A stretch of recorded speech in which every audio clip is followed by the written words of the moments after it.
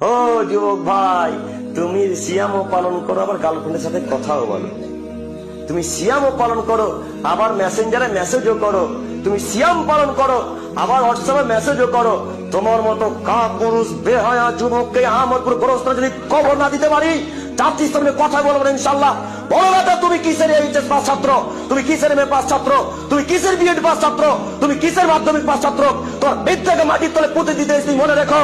আল্লাহ নবী বললেন, লা ইয়াজনি জানি হিনা ইয়াজনি ওয়া হুয়া মুমিন। যখন কোনো মানুষ জেনা ব্যভিচার করে, যখন কোনো মানুষ ব্যভিচার করে, তখন তার অন্তরে ঈমান কাজ করে না, তখন তার অন্তরে ঈমান থাকে না। আপনি জেনা ব্যভিচার করছেন, সারা রাত দিনের বেলায় গল্প করছেন, দিনের বেলায় ফোনে মেসেজ করছেন, আপনার অন্তরে ঈমান কাজ করে না। আপনি ওই সিয়ামের নেকি পাবেন না। আপনি না শিক্ষিত মানুষ, আমি জানি। আমি এখানকারই ছাত্র, আপনারা প্রায় আমাকে চেনেন হয়তোবা। আমি সাইদেপুরেরই ছাত্র, আপনারা অনেকে আমাকে চেনেন। আমি এখানকার প্রায় লোককেই চিনি, কত লোকেরও খবর জানি, আপনি জানেন না। আপনাকে এখন দেখে এলাম, ওই কালুর দোকান না কি বলে ওটাকে, মুড়ি বিক্রি করে নিমতলাতে, কালুর দোকান না, ওই কালুর দোকান এই গ্রামে ছিল, এখন মুড়ি খাচ্ছিল।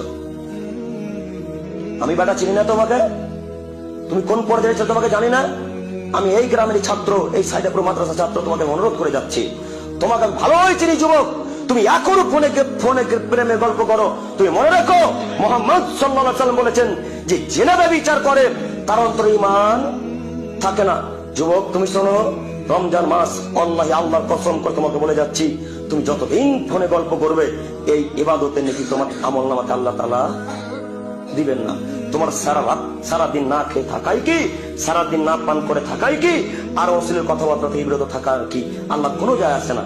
আপনি খান চাই না খান, পান করেন চাই না করেন, আপনি কিছু খান চাই না খান, এটা আল্লাহ কোনো যায় আসে না। কেন?